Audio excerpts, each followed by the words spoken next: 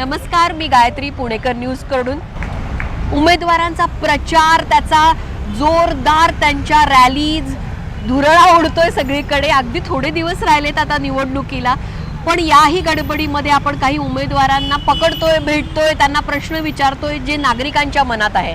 आता आपण प्रभाग क्रमांक 19 मध्ये आहोत। नंदा लोणकर मॅडम आता माझ्या बरोबर आहेत। नंदाताई नमस्कार। नमस्कार नमस्कार। काय म्हणताय, कसं चाललंय सगळं? आणि खूपच सुंदर आणि काही टेन्शन नाहीये तुम्हाला। आणि या सगळ्या धामधुमीमध्ये, घाई गडबडीमध्ये कसं सगळं शेड्यूल कसं मॅनेज होतंय? घर, प्रचार, परत बाकीच्या सगळ्या गोष्टी कसं आहे, आम्ही इलेक्शन आली म्हणून प्रचार करत नाही, आम्ही रोजच लोकांमध्ये असतो, त्यामुळे मला माझ्या भागामध्ये प्रचार पण करायची गरज नाही असं लोक म्हणतात। या भागामध्ये पर्टिक्युलरली ज्या काही बाकीच्या ठिकाणी समस्या आहेत, त्यातल्या बेसिक समस्यांमध्ये सगळ्यात मोठी समस्या ती म्हणजे पाणी आणि दुसरी म्हणजे ट्रॅफिक।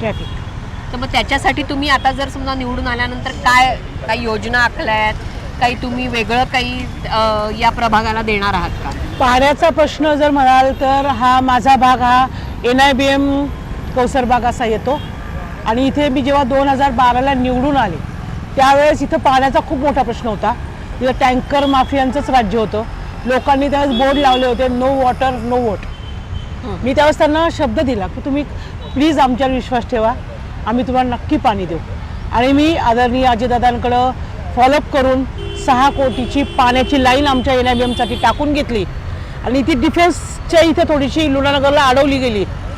त्यासाठी मी दिल्लीला जाऊन डिफेन्स मिनिस्टरला सगळं आर्ग्युमेंट्स करून त्यांच्याकडनं परमिशन घेऊन मी लोकांना पाणी दिलं आहे। त्यामुळं माझ्या NIBM मधील लोकांना जर तुम्ही गेलात तर ते होतील नाही आम्हाला फक्त नंदाताई माहिती आहे, बाकी कोणी माहिती नाही। एवढं मी लोकांमध्ये स्थान निर्माण केलं आहे। मॅडम, सगळ्यात हा आपण पाठीमागे जो बघतोय, म्हणजे मी ऑफिसला आमचा जायचा हा रस्ता आहे, एकदा जर समजा हा रस्ता ब्लॉक झाला की 15-20 मिनिटं म्हणजे काही तुम्हाला हलता पण येत नाही याच्यामध्ये। तर असे बरेच चौक आहेत या एरियामध्ये की जिथे खूप सगळं ट्रॅफिक जॅम होतं। तर त्यासाठी तुम्ही काही वेगळी उपाययोजना किंवा काही वेगळं काही तुमच्या डोक्यामध्ये आहे का काही? हो, अगदी नक्की आहे। हे सगळे CC रोड आपण केलेत निवडून आल्यावर। इथं आपण चॅम्पर मारलेत, कारण इथं तुम्ही बघितलं असाल त्या बेकर्स पॉईंटच्या इथलं आपण चॅम्पर मारलाय, कारण ट्रॅफिक अतिशय जॅम होत होतं। आणि तुम्हाला हे सांगायला आवडेल मला की इथून सर्व ज्या उंडरी, पिसोळी, होळकरवाडी, हस्करवाडी जिथं मोठ्या प्रमाणात आता कन्स्ट्रक्शन होतंय त्यांना सगळ्यांना हा ॲक्सेस आहे। आणि एक्झॅक्टली, म्हणजे हा चौक त्यामुळे आता याच्यावर खूप बर्डन आले, त्याच्यामुळे हे ट्रॅफिक तुम्हाला दिसतंय। आणि प्लस तुम्ही Cloud9चा जो रोड बघितला असेल तो फॉरेस्ट होतं।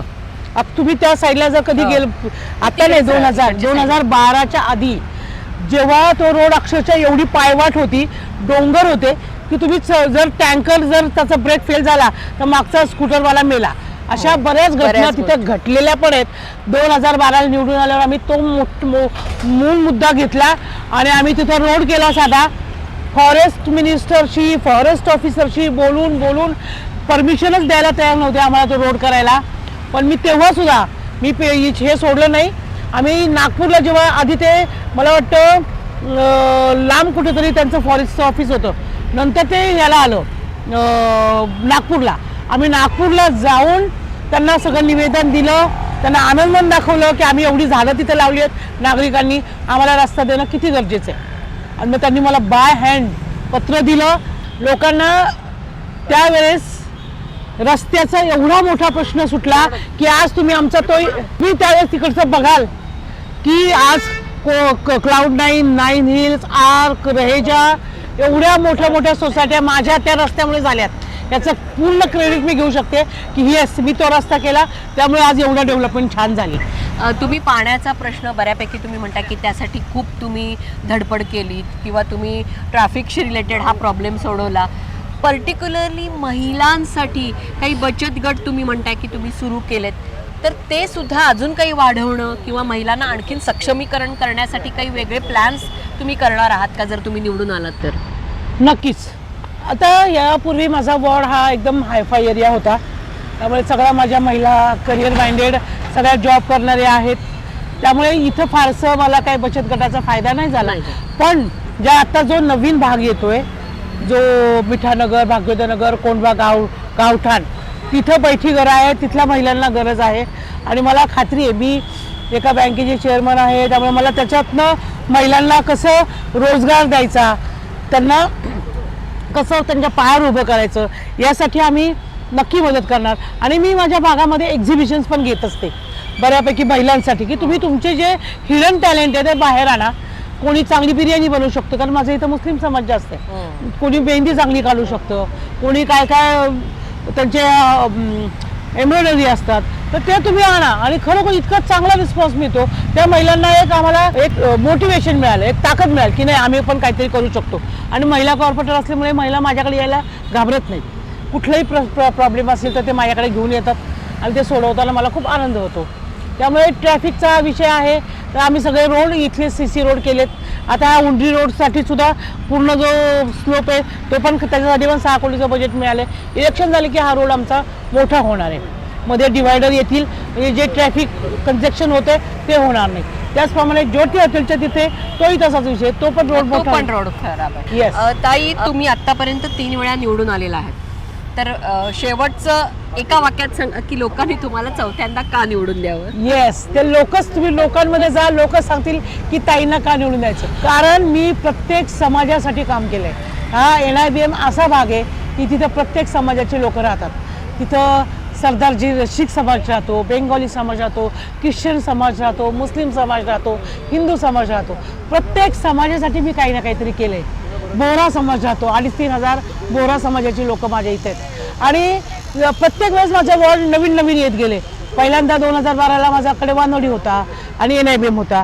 2017ला मोहम्मदवाडी कोरियंथर क्लब, तो एरिया आला, NIBM होता. आता NIBM तसंच राहिला आणि माझ्याकडे कोंढवा गावठाण आला, मिठानगर आला, तो भाग आला.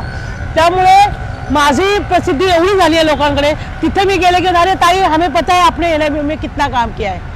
म्हणजे बोहरा समाजाला भेटायला गेले की त्यांच्या धर्मगुरूच्या नावाने मी त्यांना गार्डन बनवून दिलं.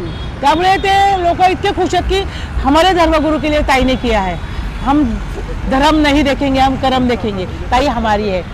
जे मुस्लिम समाज आहे त्यांच्यासाठी 2.5 एकर जागा मी कब्रस्तानसाठी मिळवून दिली. करोनाच्या काळात अख्ख्या पुण्यातले डेड बॉडीज तिथे येत होते आणि आपल्या कब्रस्तानमध्ये दफन होत होते. त्यासाठी सुद्धा मी 4-5 कोटीचं निधी आणून अतिशय अद्ययावत असं कब्रस्तान आपण तिथं बनवतोय. त्यामुळे मस्जिदचा रोड असेल, मस्जिदचं पार्किंग असेल, त्यांच्या समाजासाठी जे जे काही लागेल ते आपण त्यांना करून द्यायचा प्रयत्न केला आहे. त्यांचे रस्ते असेल, लाईट असेल, पाणी असेल, ही त्यांना जेव्हा त्यांचे रमजान असतात त्यावेळेस पूर्णपणे आमची यंत्रणा तिथं काम करत असते त्या लोकांसाठी. जेव्हा ख्रिसमस असतो तेव्हा चर्चमध्ये आमची यंत्रणा काम करत असते. त्यांना पाणी असेल, त्यांना पार्किंगचा विषय असेल, त्यांची साफसफाई असेल, सगळं आम्ही करतो. आणि 24 डिसेंबरला रात्री त्यांचा मास असतो तेव्हा ते माझ्यासाठी माझा सत्कार ठेवतात आणि माझ्यासाठी प्रार्थना करतात. म्हणजे आता जेव्हा बेंगाली समाज आहे, बोहरा समाज आहे, ख्रिश्चन समाज आहे, प्रत्येक समाज आमच्या NIBM मध्ये राहतो आणि हेच लोक माझं व्हायरल करतात की नाही हमें ताई चाहिए. पुणेकर न्यूजकडनं तुम्हाला चौथ्यांदा निवडणुकीसाठी तुम्ही जिंकून यावं म्हणून खूप खूप शुभेच्छा.